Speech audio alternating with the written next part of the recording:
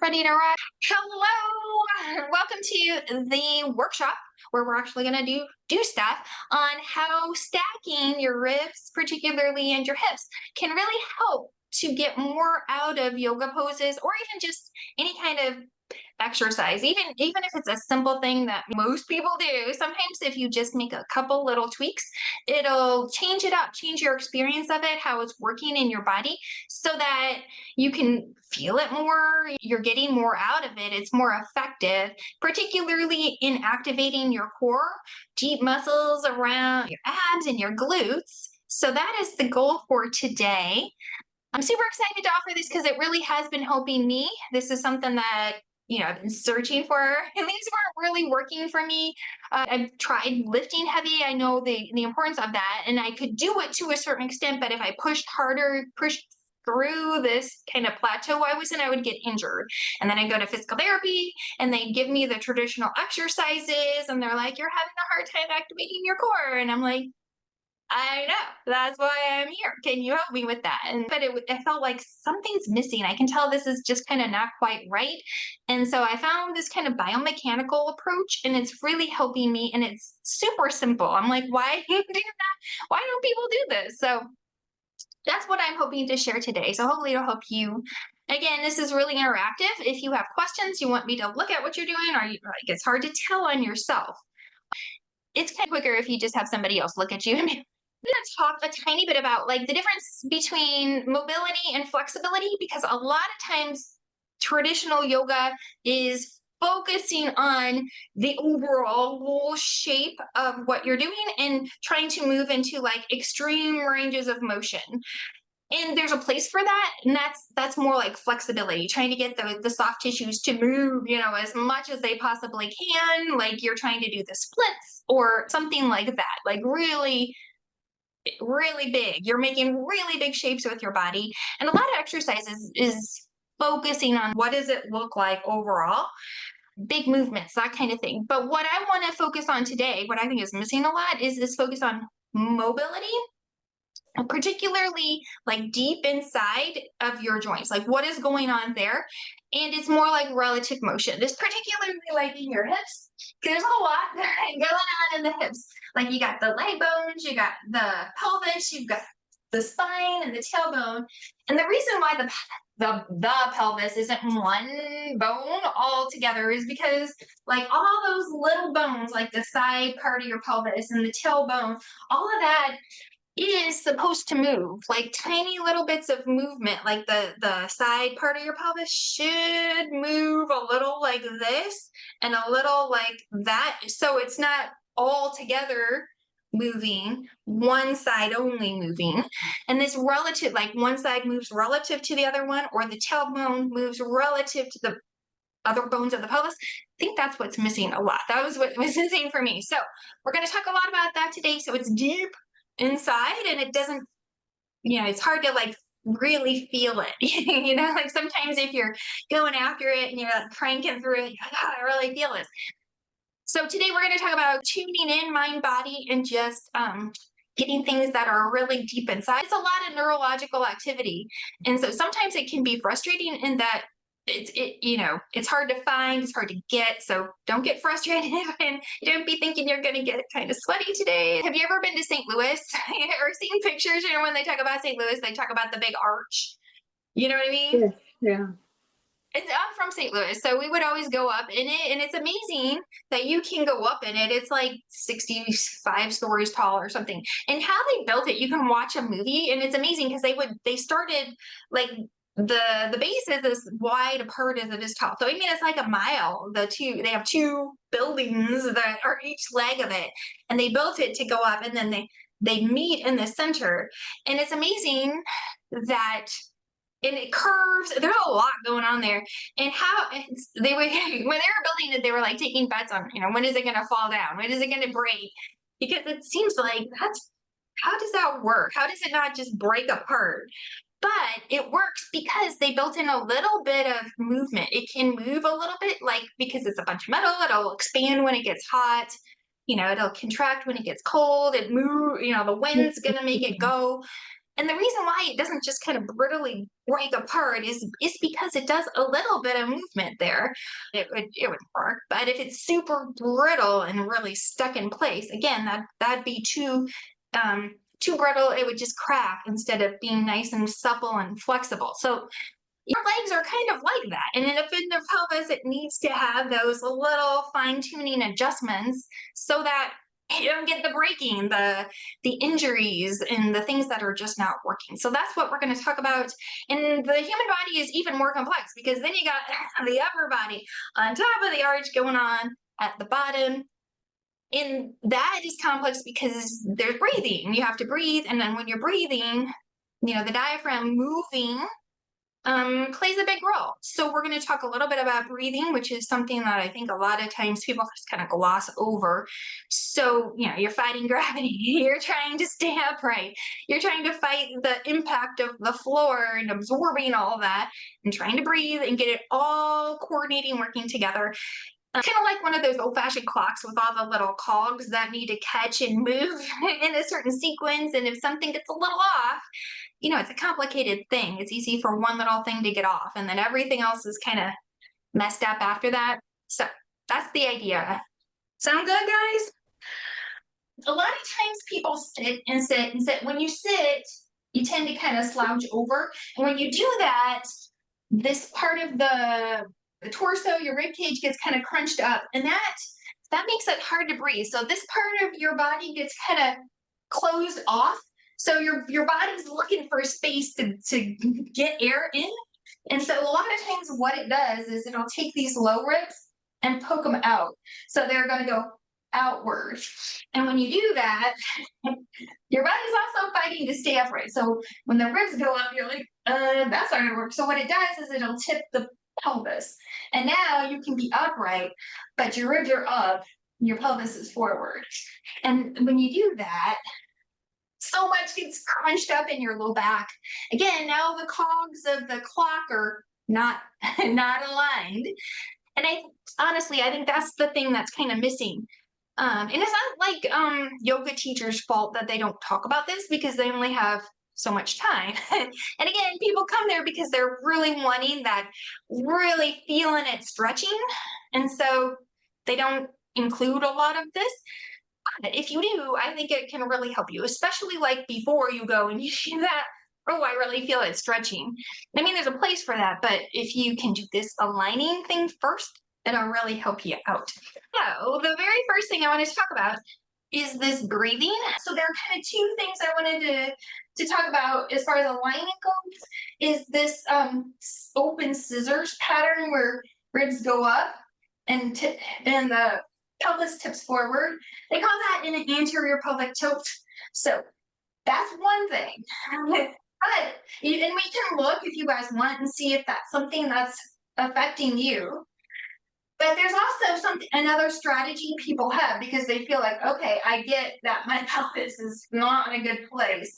So the other strategy people do is they take the whole deal and they really scrunch it under. So if you go from here to here, so did you see what happened with my chest? When I go from here to, so now I'm super duper crunched up here. My back is straight. I don't get that big forward curve, but now I get a super straight here, but I got tons of crunching up here. So, you can pick one that you want to focus on, and we will talk about some ways to kind of get that in better alignment. And it's the same kind of strategy for both of them, because a lot of times people who are super tucked under, they just came so far forward that the body's like, okay, this isn't going to work. So they have an extra layer of really squishing under. So if you can take away that really squishing under, then you're going to have to deal with that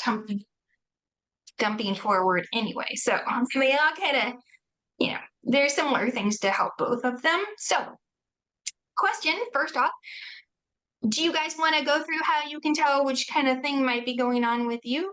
Or you want to just kind of jump into other exercises? I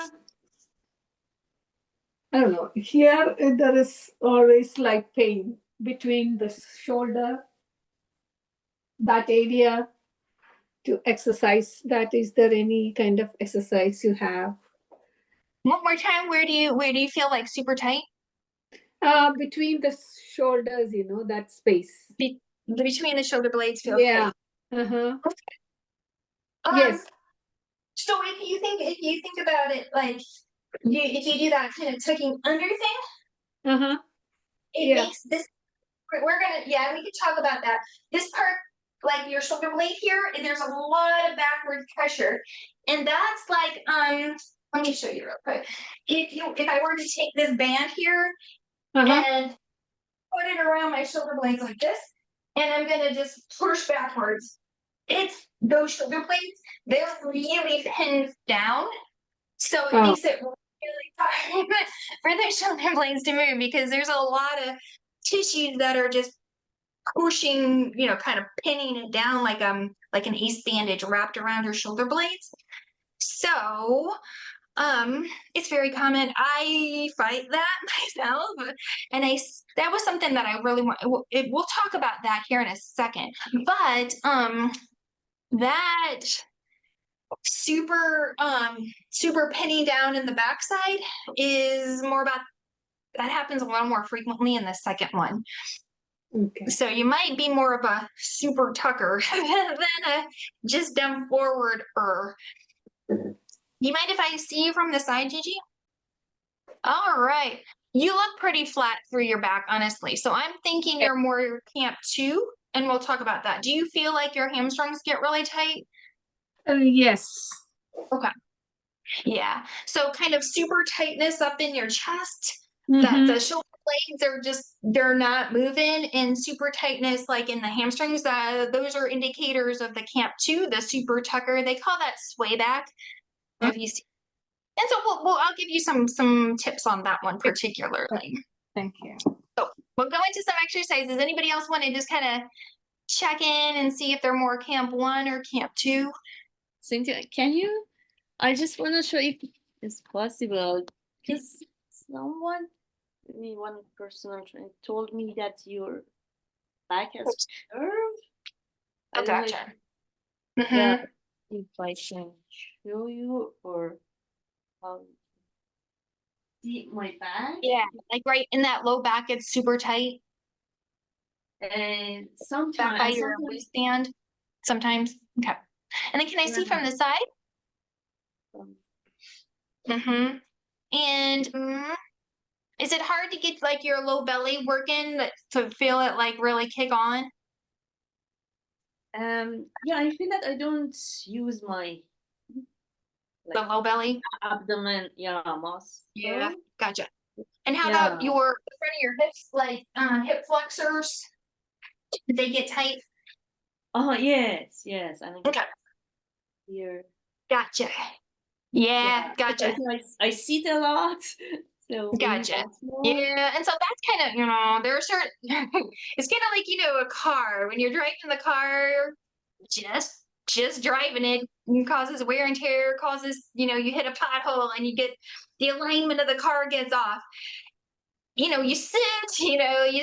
an injury. Those are like you're driving and got the little misalignments in your car, like the sitting and the injuries. They're like the potholes for your body. It happens. It's just life. I get that, but it does. It kind of pulls things out of alignment.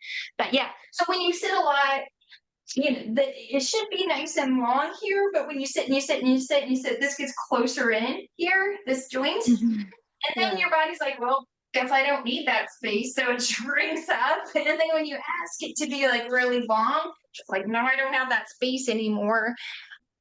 So my gut, we could do other tests to be super sure, but it's looking like you're camp one. You're an anterior pelvic tilter, a PT. So you're more camp one, I would say. Okay, if you tell me like what is the good exercise for that? Yeah, we're gonna jump in. Anybody else just want to kind of look at it real quick, or we can talk about it as we go along. So, regardless of if you are a sway back or an anterior pelvic tilter, a good thing to do is just kind of almost everybody has this issue of something's going on in like the bottom of the shoulder blades, low back area. So for almost everybody, this is a good thing to do. So you can put your elbows up on something. Could be your desk, could be your table, could be, I'll show you with my little my little footstool thing here. But this is good. I do this just, it just takes 30 seconds and you don't even have to like set anything up or move. You can just do it right at your desk where you're typing, whatever.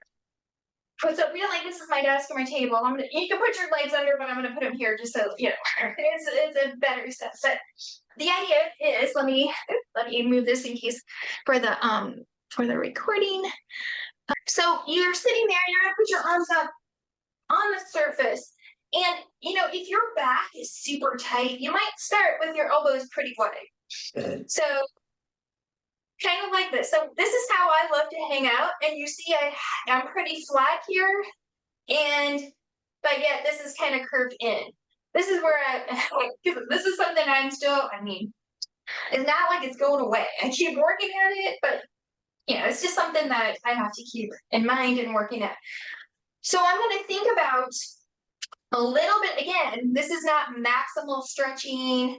This is just a little bit of energy pushing through the inside of my elbows.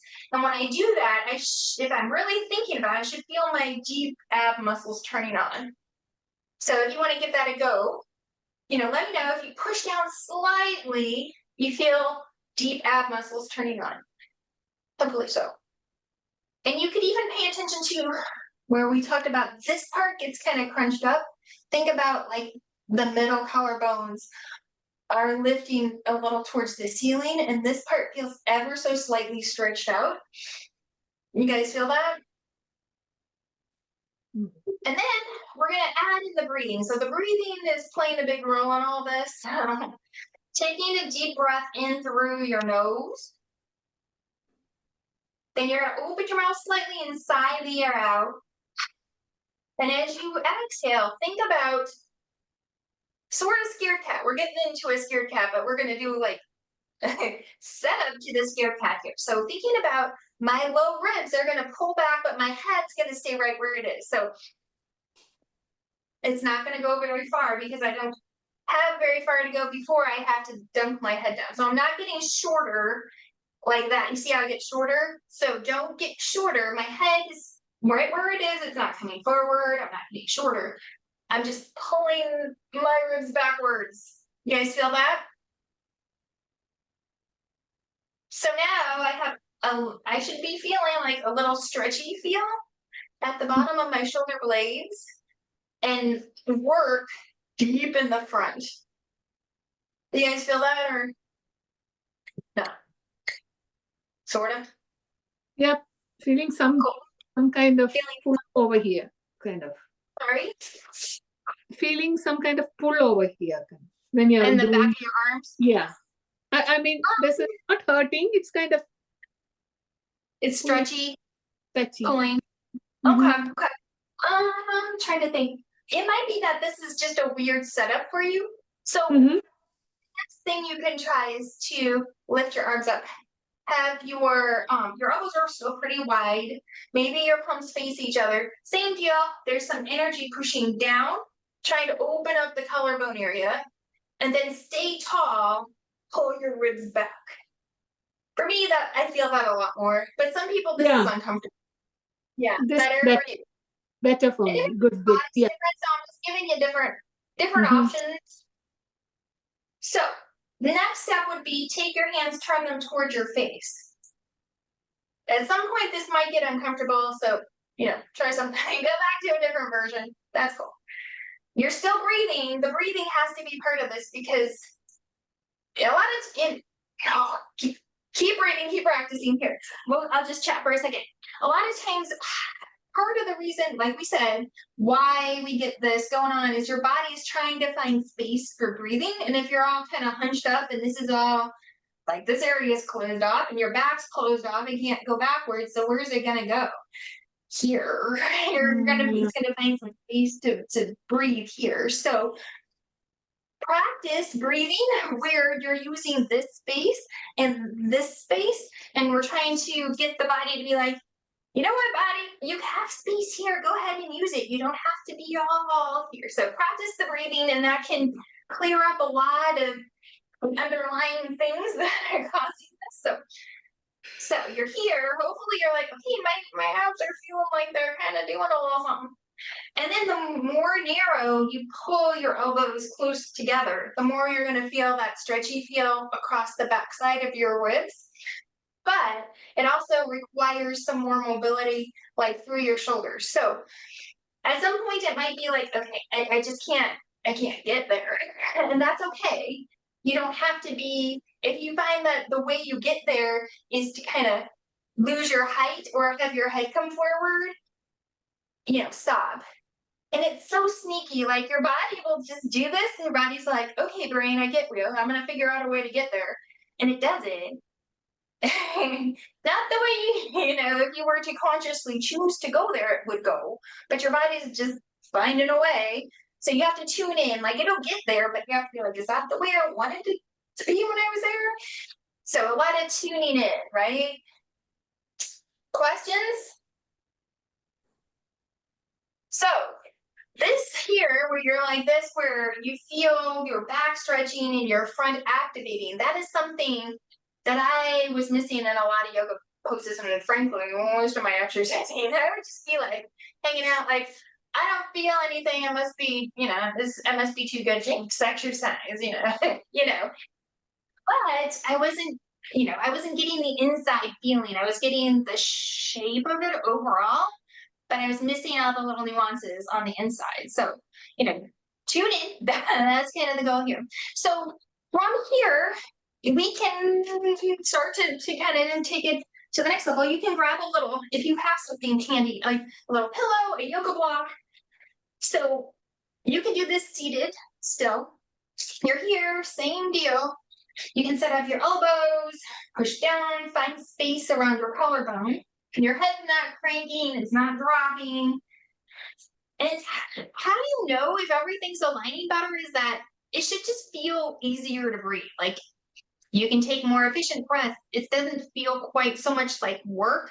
You can take a deep breath and you're like, oh, there's like nothing. Usually I have to be like really working to take a deep breath. So that's the idea.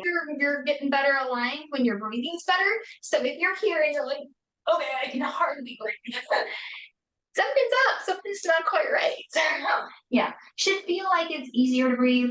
Same deal, little energy pushing down, and when you push down, you find space around your collarbones. Your head's just aligned.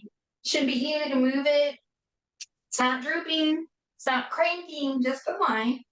Energy of pulling your low ribs back, stretchy feel, a little opening feeling. Bottom of my shoulder blades, low ribs, all of that. Taking some deep breaths here. If you want to make this harder, you can. If you have a foam roller or something a little harder, like a yoga block, if you take that and push it into your low ribs, you can put your elbows on if you can get here, great. If you can't, if this feels weird, bad, wrong, don't do it. But if you can get here and you're kind of pushed, for me, like my ribs love to be poking out. They just love to be like you're doing a water pump and you pull the handle back and then push it down. My pump handles love to be up. So when I push in, that pushes my pump handle down. And then when it closes off that option for my breathing, and then I have to find space up in here, in my sides, in my back. But for me, it's really uncomfortable because my body loves to have those bottom ribs going out.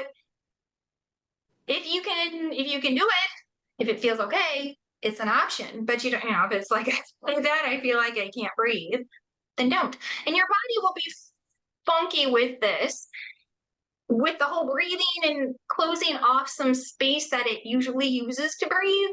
It can feel unsafe. So if you start to feel like you're hyperventilating, if you feel dizzy, if it just doesn't feel safe, do a different thing. It's all good. That's not where we want to go. Okay, guys? Cool? Okay. Cool. So we can take that position, and if you wanted to, you could do that on the floor. So let me get this all the way.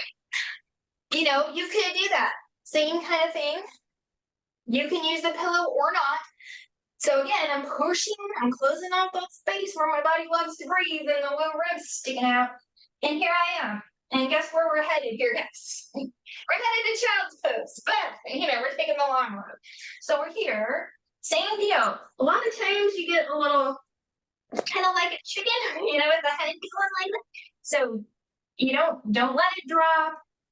Don't get shorter. Don't let your head come forward. Don't crank it up. It's just where you feel like you can breathe best. Inhaling, exhaling, a little bit of energy of pulling your arms back should activate deep core muscles and find space back in here. So you can practice here. Again, at some point, you're probably going to run into, I just can't get in that position. If you need to have your elbows wider, great. If you want to go back to sort of a hybrid of elbows wide and sitting back, you can. Especially if you have this video with a really tight tailbone area tucking under, the super duper curved over might be weird. And so you can try this if that feels better for you. If you are a sway back tucker under, you're gonna have to think about really opening up around your collarbones here. You're probably super good at, I can pull my waistband area, my low back up to the ceiling. It feels perfect. It feels like I could rock that all day long. But if you're thinking by your tailbone, the very bottom of your pelvic floor opening, and up here, like middle of your collarbones opening, that is probably more of a stretch for you. So that's why we had talked about that, because if you hang out like I do, like this, getting in that position is work. But if you already are in that position, then opening up other areas would probably be, more worth your time. All right, guys. So, you can go into your traditional child pose here. For me, again, I can rock child pose. Like this does like absolutely nothing for me. I'm like, well, I guess I'm too good for child pose, right?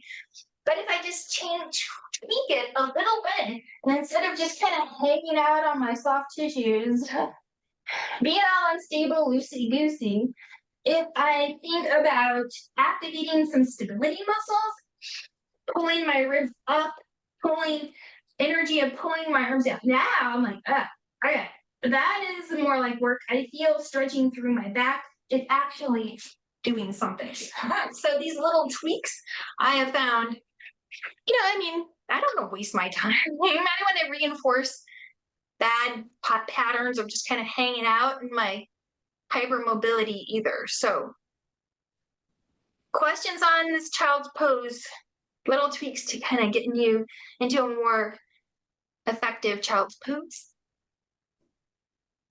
All right, guys, cool. So let's go ahead. We're going to talk about. Quick question. Yeah. Just when you're in child pose, so we have to feel the pulling, where we should feel that it's right. Feel that it's right. Child's pose. Again, so we're moving into more flexibility with, your traditional, everybody does child pose. You're really cranking through, stretching here and stretching, inner thighs. And that's okay if that's working and you're finding that doing that gets you closer to whatever your goal is. But what for me and for a lot of people that doesn't do a whole lot. So with your tendency to let the pelvis tilt down, if we can do this with more mindfulness of pulling your low ribs back, you're probably going to get more out of it. So when you do this, you can think about this low back area opening up. So think about when you're down there, maybe you don't go like all the way down there, like my belly is hitting the floor. Think about your ribs are staying, you can even set it out. Okay, here I go. Here. Okay, I'm like, and then I'm like, here. Okay. And then on there. Something like that.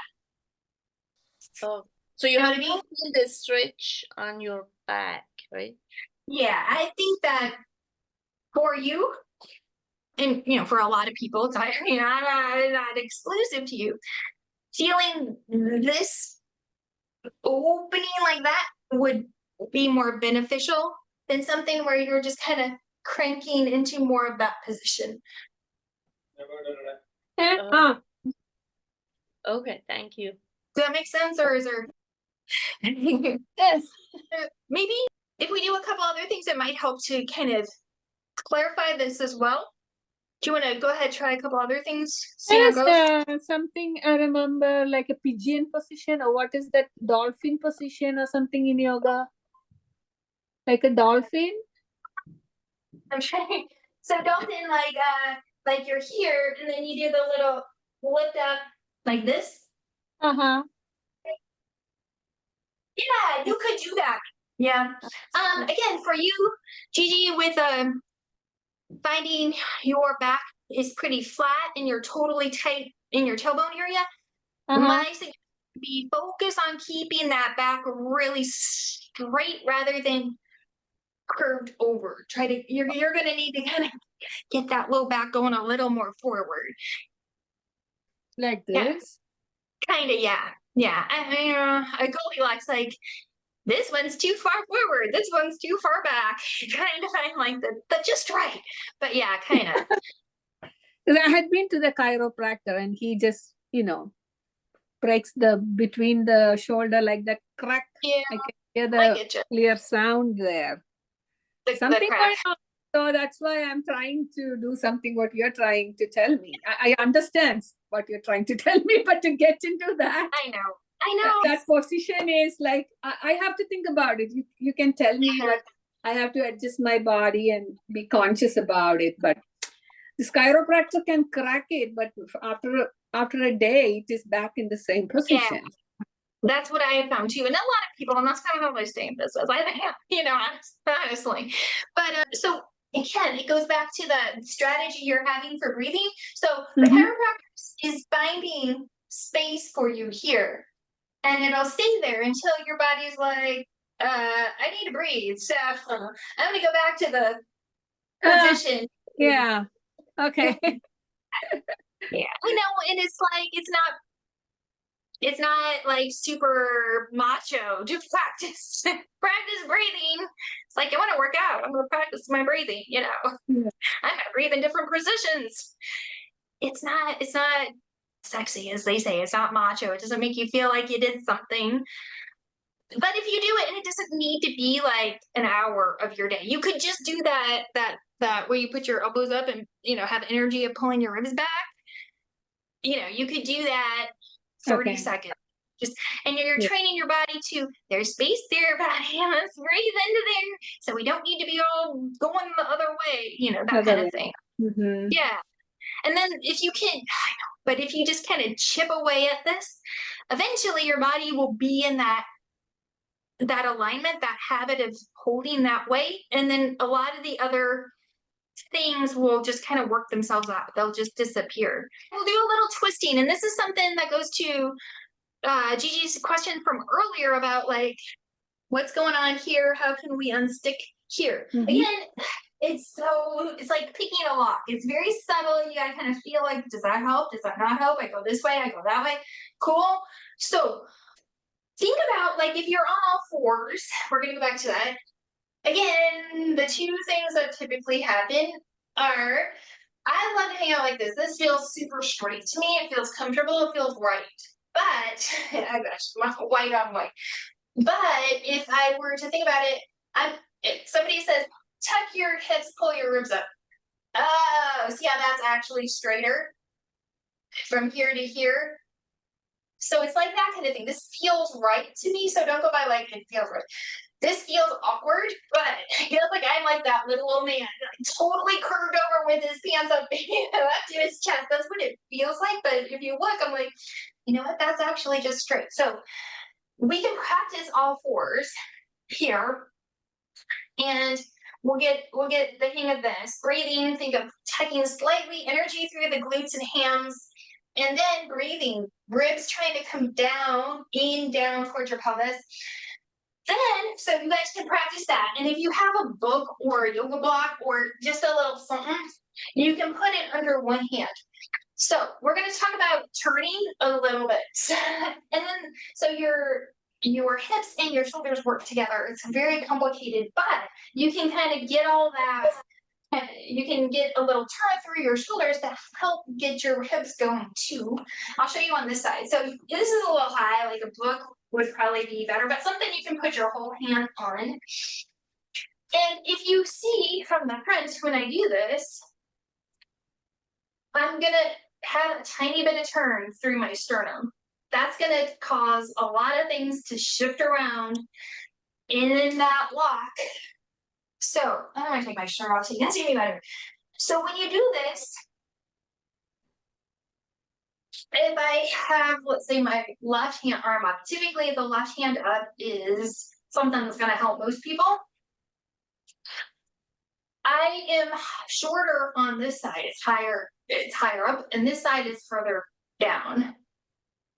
So if I really tune in and I have my back straight, I can feel a slight stretch. Again, in this collarbone area that we're trying to open up, almost everybody needs that regardless of what your misalignment strategy might be.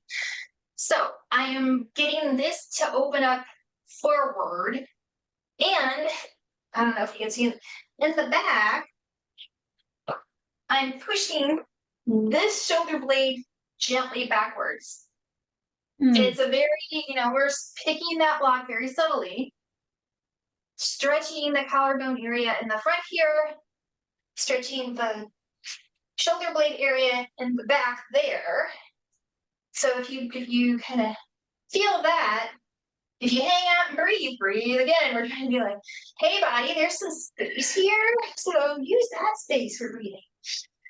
We're gonna unstick that shoulder blade there on the left side. You guys feel that subtle little, there's something going on there.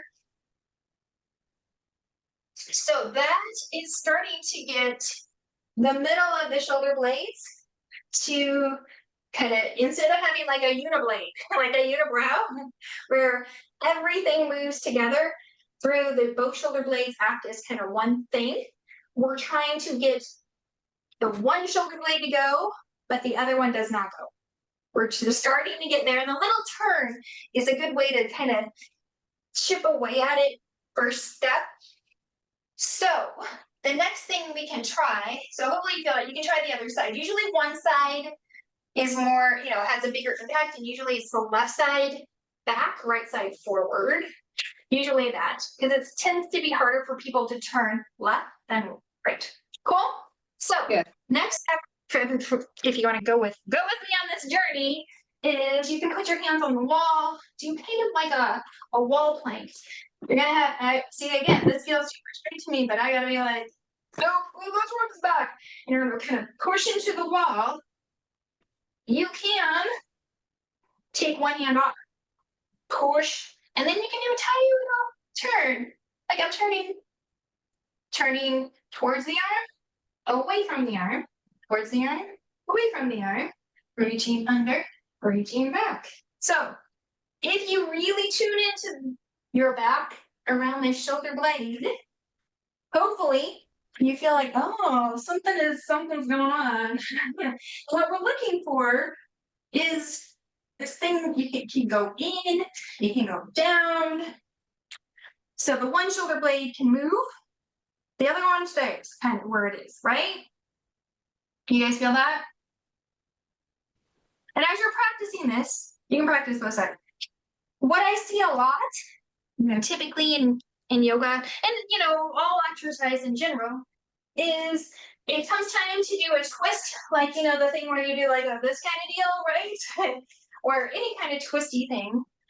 I see a lot of people doing this. This is how they do their twist.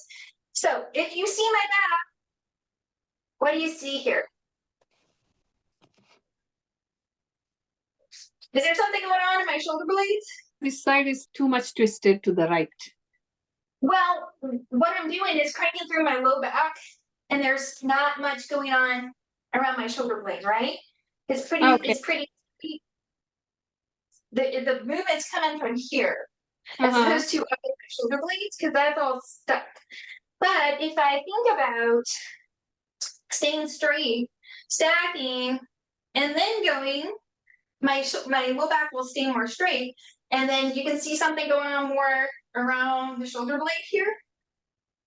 Hopefully, straight, and versus going in a tiny bit. So that's what we're trying to do.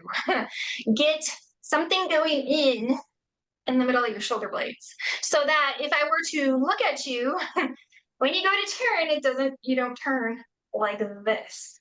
You would turn kind of more like that. You get it, guys? Cool? See, we Sort can of. do this exercise like that, stretches like go to the back like that. Yeah. But really tune in, because it's super duper duper easy to be like moving both shoulder blades as one unit. They call that orienting. I'm like, I know this term. So, and you can do that with your pelvis also. Like this whole thing is moving, as opposed to, like we said, the tailbone going, but not the bones of the side bones of the pelvis. You can get both shoulders going, as opposed to getting the scapula, each scapula going by itself. Like the whole thing versus one part, other part. One part. So one Yeah. part is better, or the whole thing is better? It depends on what you're doing, but what people typically are missing is the ability to have one side go and not Okay. the other side. Oh, okay. But I And will I tell you, don't after model for their classes, after a couple of year classes, I had a pain here. I had just a pain here, but in the front? in the front, but it is reduced now. Actually, it is reduced now after. Okay. Maybe this block hand would have you made just right now you made that, on the black. It did? It caused a pain? Yeah. It's not causing the pain. It is less pain now. Oh, it's causing it to get better. Better. Yes, I think so. That is the thing that did differently than other things. Yeah, and it's amazing. Like you're like, oh, I'm just hanging out here breathing. Like, what is this doing? I don't feel like I'm really doing a whole lot. You're not gonna get that before I really feel it feeling, but little, like we're picking that walk deep in your joints. We sometimes in my class, she's talking about my Monday or my big class that's going to be on Mondays now, body reset class. Sometimes we'll do things where we stretch like this, and sometimes, again, this is requiring a lot going on. Sometimes if you don't get that, your body's going to figure out a way to do it, and it's going to be slightly off. And then things are slightly off, then we start to get things pinching, maybe injuries. Yeah. So maybe we'll step that back and try to really focus on getting this idea of the shoulder blades can move independently from each other. And then so if we get that, and we get the hip thing going, all that, then all the bigger motions, things that pop up there, they kind of clear themselves up. Clear a lot of that stuff up. So if we move I was trying to move the shoulder like this. That is a good one or a bad one? Do you feel like your shoulder blades? For the shoulder blades, this exercise. Do you feel the shoulder blades going? Yeah, I could feel a little bit, but I don't know whether that causes this pain. I don't know. I was doing that exercise regularly, like doing this. I thought that would relax the shoulder blade. Is that correct? I don't know. Yeah. A lot of times they're like super duper duper stuck. So it could be that your body's like,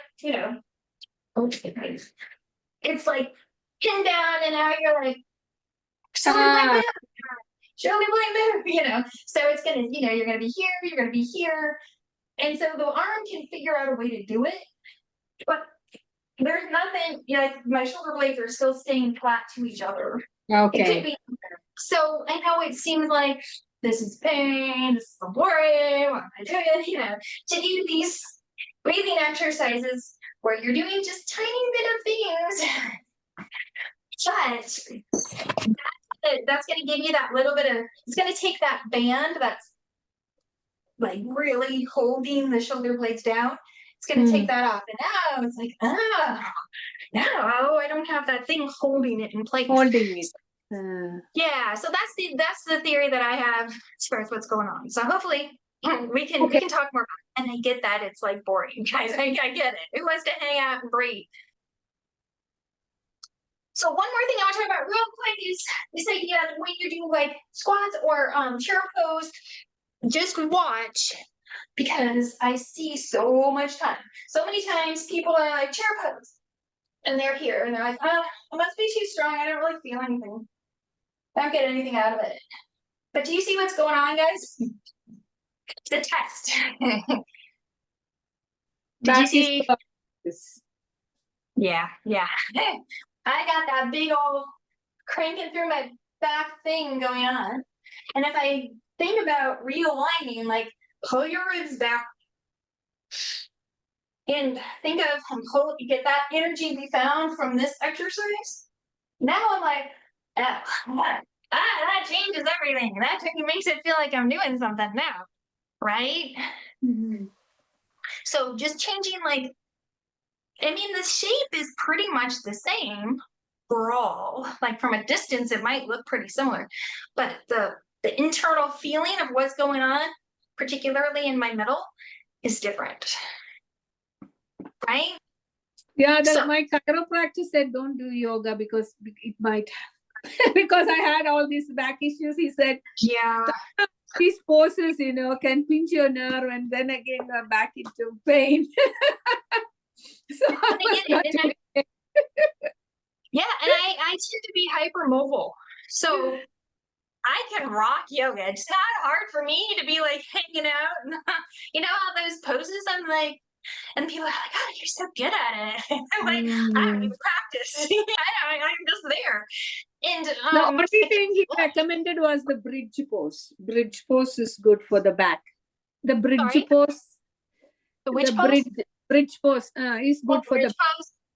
Yeah, and so what I found is that stability is a key component to all of this, and that's what I was lacking. So all those little, like, you feel your middle working. Do you feel a little bit of hamstrings working? It can make a big difference. So I do have the class, the body reset class, that we do a lot of this kind of thing, and you can get coaching once a week. It's a pretty inexpensive commitment. So it's less than $10 a class. So if you feel like you or somebody might benefit from that, please let me know. And also, I'm going to start up a whole new small group program where we have the written out program. I'm going to meet with people, do this kind of assessment, this was really quick, but do a full-on assessment and have the workout program that's tailored. And then we're going to meet once a week to make sure you're doing it, get accountability, change things up if needed, answer any questions. So have some habit change built in. So a full-on program that will help you to make this more of a lifestyle, something that's really integrated into your daily life. If you guys have questions about that, let me know. All right, guys, any other questions about the exercises, any next steps or anything like that? So the bridge pose is okay. That's what you're saying, to do bridge. Yeah, if you guys, I know we're at time here, but if you have a second, we can go over that, which I think is great if you do it right, but probably 90% of people, again, just crank through their back. So we can go over that real quick. So if you set it up right, you can get more out of it. I would suggest you have a little something to put between your legs. And we do the baby steps to get there. So think about, there's energy of your heels pulling towards your glutes, and you feel something activating through your hamstrings. Okay. Exhale. Squeeze the yoga block. There's inner thighs that are active. As you exhale, again, my ribs are wanting to be all, pulled up pump handles. So I gotta be like, kind of try to pull those pump handles down. So try to pull the pump handles down. And I feel the flattening, the activating here at the bottom of my ribs. So I'm gonna hold on to that a little bit. Inhale, exhale. Ribs heading towards pelvis. Do you feel that?